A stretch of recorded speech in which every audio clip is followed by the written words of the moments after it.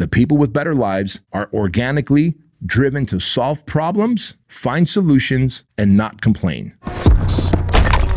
Welcome to the Bedros Keuilian Show. 5 stupid things that men do that absolutely need to stop. Hey guys, welcome to the Bedros Keuilian Show. I'm Bedros Keuilian, and today's episode is all about the 5 stupid things that men do, and they need to stop doing this. And so if you are one of these dudes who are doing any one of these things, or maybe all 5 of these things, please stop. Let's get your life in order so you can get your shit in order so you can start making more money, finding that lady, having a great life, contributing to humanity, because that is what we need to do as men instead of being losers. So let's kick it off with thing number 1 that you need to stop doing, and that is to stop seeking the attention, the approval, and validation of others, especially of other men. Do not go around hero worshiping. There's only one pedestal, and if you put someone else on that pedestal and you hero worship or seek their approval or you try and always get their validation, you're never going to get the validation that you need, which is the validation that comes from the internal higher self. Right? The reason that you look at other people, athletes, celebrities, influencers, as heroes, as people that you want to put up on a pedestal, is because they've accomplished something. They have done something. They have solved problems. They have added value. They have created status for themselves. And you know that's something that you crave. Now, women get natural status, right? Women are born, and they are born into status for the most part because men want women. And so we are always after the women that we want to end up making our wives. However, it's rare for a woman to chase down a man, but it's very normal for men to chase women. So women have natural status, number 1. Women have also a natural sense of purpose, meaning, and significance, especially when, as they get older and they want to have kids, then they have a child, and all of a sudden they're like, man, this child is everything to me. This is my meaning. This is my sense of purpose. And I'm going to nurture this child forever. But as men, we have to build our sense of purpose, status, meaning, significance. And so if you're always seeking out the approval and attention of other men or even other women, what's really happening is you're trying to fulfill a void that can't be fulfilled because it can only be fulfilled from the inner higher self. The void can only be fulfilled from the inner higher self. So what does that mean? That means instead of trying to seek out approval and validation from others and starting to hero worship, you might want to start actually building status with self. What does that mean? Build your physical self, like your health, your nutrition. Build your mental and emotional strength, right? Like become more mentally and emotionally resilient and tough, and become a well-read and spoken man. People love and respect men who are fit and athletic, like who have a presence. A man who walks into this room and is fit and athletic and he just organically has a presence about him that I would respect, and I would immediately give that person my attention if they wanted to talk to me. I would take them more serious if they wanted to talk to me. A man that walks into this room and is not physically built, is fat, shaped like a pear or a pumpkin, I will just not have the level of respect for them that I would have for the previous man, and therefore I will not take the second man more seriously, and I will not entertain their conversation as seriously. That's the reality. This is how we men roll.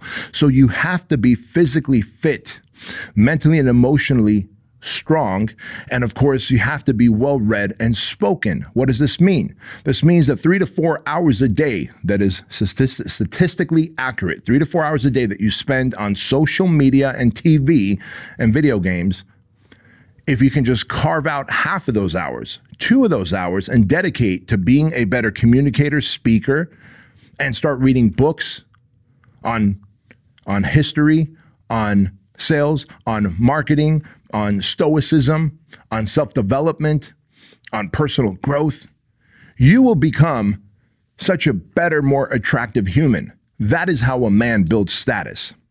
Thing number 2 that you've got to stop doing is the vices. You've got to stop the vices that are ruining you, killing your dreams and ambitions, and keeping you stressed, depressed, anxious, and bored. You're bored out of your mind because you're screen sucking so much.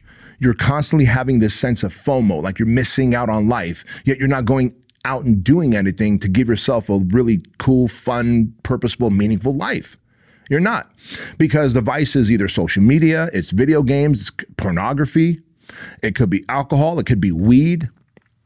It could be any form of distraction, gambling, that has got such a hold of you that you're getting these cheap dopamine hits from these vices and not going out and doing the things that can actually give you a really cool social life, make you real interesting, so that if you were to actually post something on social media, people would be like, man, that's a formidable man. That's a dude who's getting after it in life. Like, holy shit, look at that, right?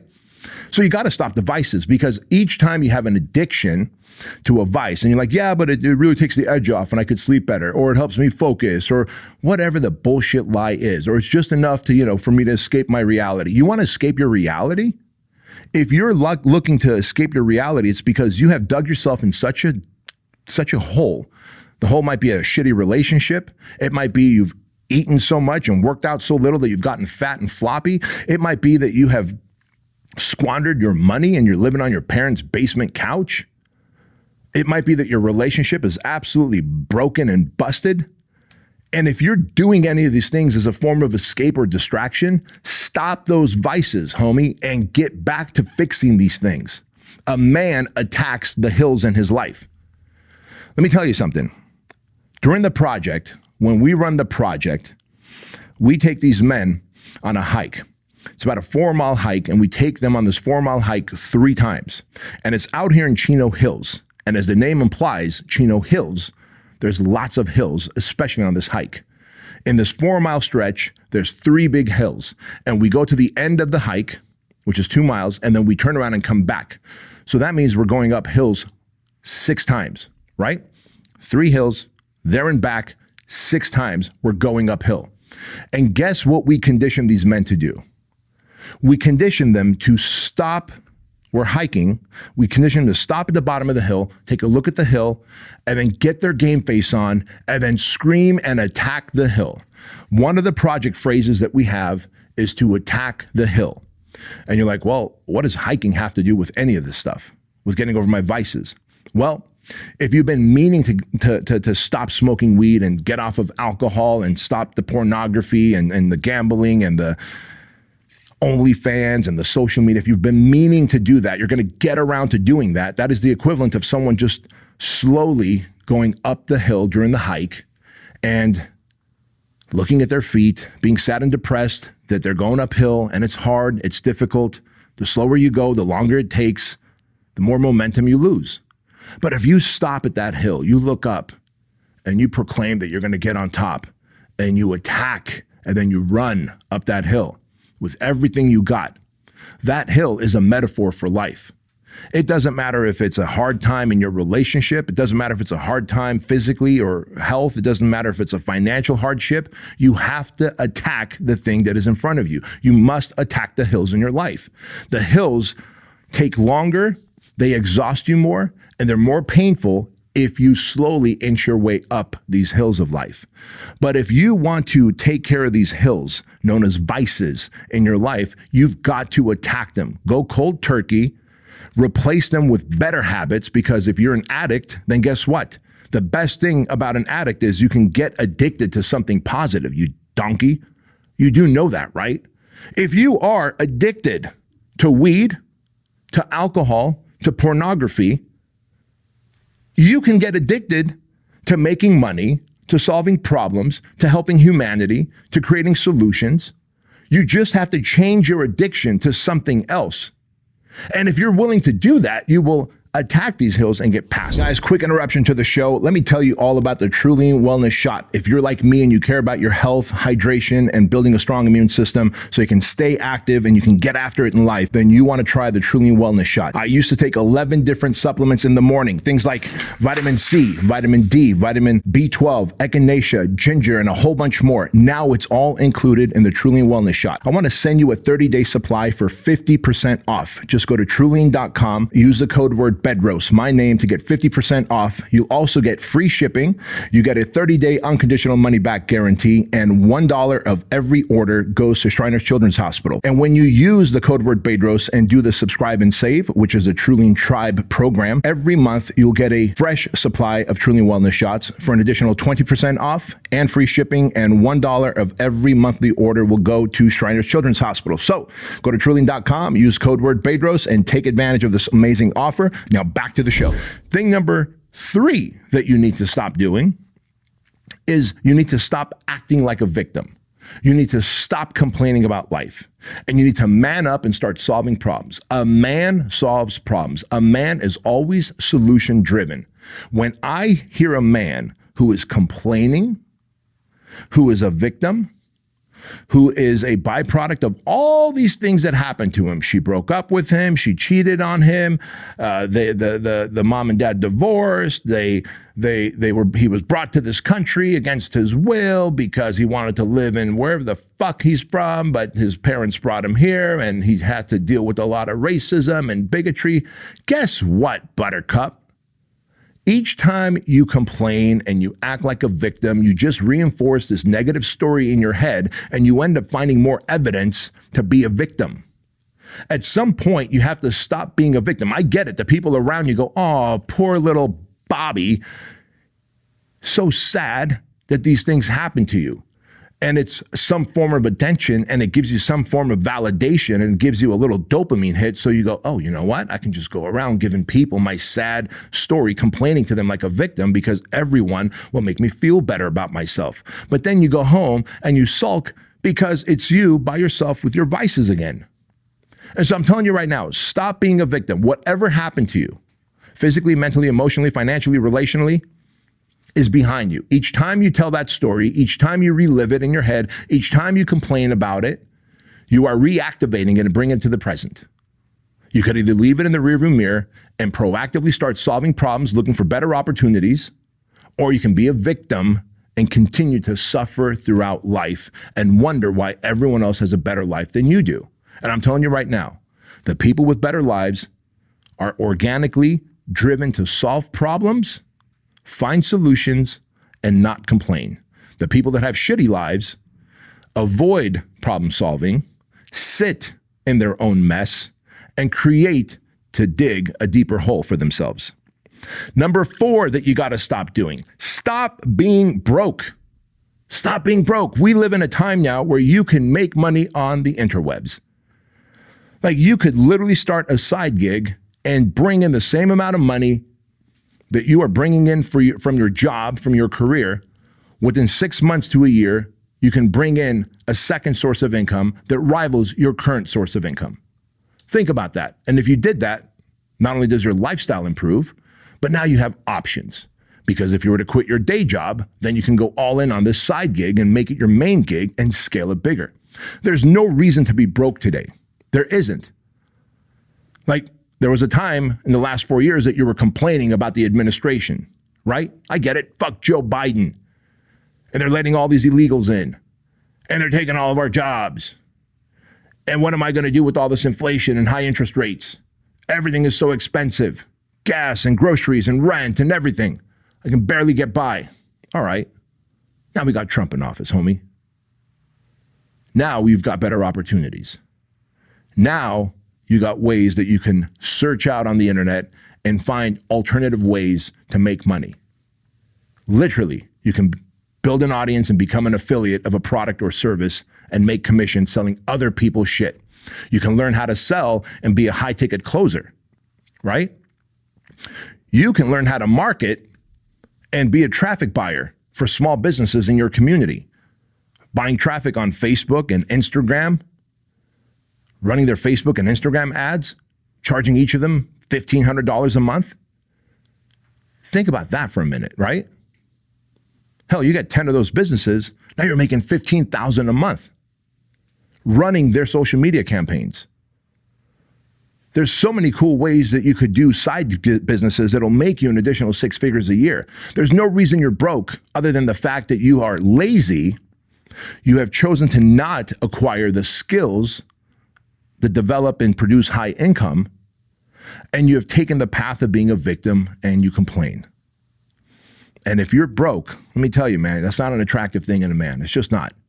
Like the types of dudes that are the most attractive are the dudes that are financially able to carry their own weight. They're able to make money and share that wealth and be generous with that money. They're able to make money and solve their own problems and other people's problems with that money. You can't count on a handout. You can't keep putting yourself in debt and hoping that mom and dad keep picking up the tab for you. You can't keep waiting for your wife or your girlfriend to make more money. I know so many women who reach out to me and they're like, hey, what do I do if I'm making more money than my man? And he just comes home and he plays video games instead of trying to figure out how to make more money than me.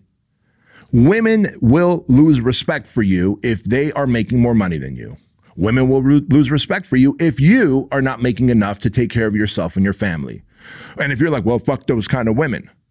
Bro, life is expensive. It is our job as men. We are the hunters. Going out there and making money, figuring out how to make money is the modern day version of hunting. If we were cavemen, you wouldn't expect your wife to take a fucking club or a fucking spear and go hunting for the saber-toothed tiger to eat, would you? That is your job. That is your job. That is the job of the men in the tribe, to go out and hunt and to bring in the food, to help create the shelter, because you might sell parts of that meat for material to build shelter. The modern day version of a man hunting is a man producing money. A man that's broke, has the lowest value on the totem pole, is disrespected by other men, is not loved and cared for by women, and truthfully, your parents' couch that you're living on, your parents feel like they failed. They feel like they failed. They'll never tell you this, but I'm telling you right now, if you're mooching off your parents, you're living on their couch in the spare bedroom, in the bedroom that I grew up in, shut the fuck up and move out. Make money. Start being self-sufficient. They see you as losers, don't you know? And number 5, stop waiting. So many of you out there are waiting. Man, men don't wait. They go out there and conquer. Stop waiting for that promotion. Stop waiting for that perfect time. Stop waiting for that opportunity. Stop waiting for a handout. Stop waiting for permission. Just live urgently. What does Jocko say? Jocko says default aggressive, right? You can just add default aggressive and urgent. Add urgent to that as well. Set your default to aggressive and urgent. How long are you going to wait? You're going to wait for the perfect time? I'm going to wait for the perfect president? Well, you might have gotten one, or maybe not. Maybe you're like, Kamala would have been my perfect president. Well, guess what? She ain't. She ain't. So what are you going to do about it? You're going to wait to see who goes into office 4 years from now?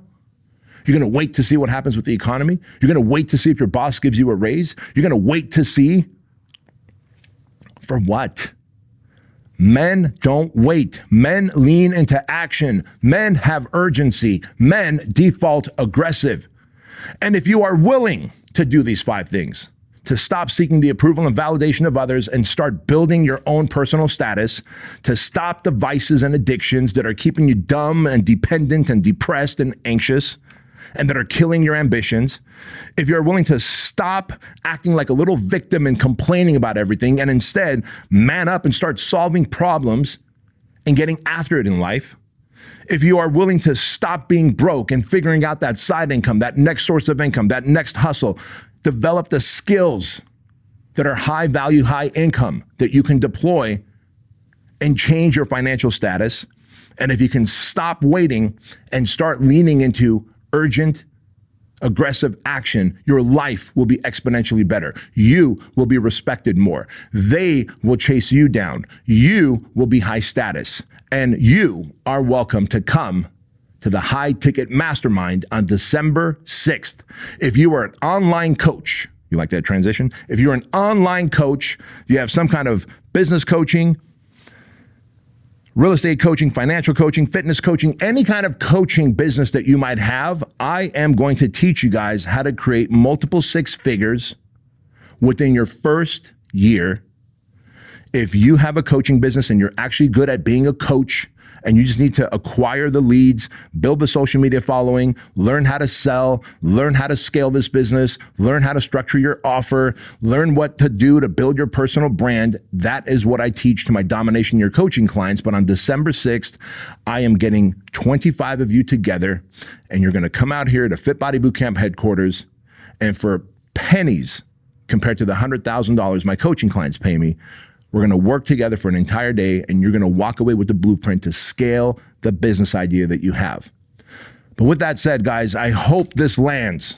I'm tired of seeing great dudes like you who have so much potential, and you can create so much change and solve so many problems for the world, literally sitting there suffering in silence because you fail to take action and you fail to execute on what you know you need to.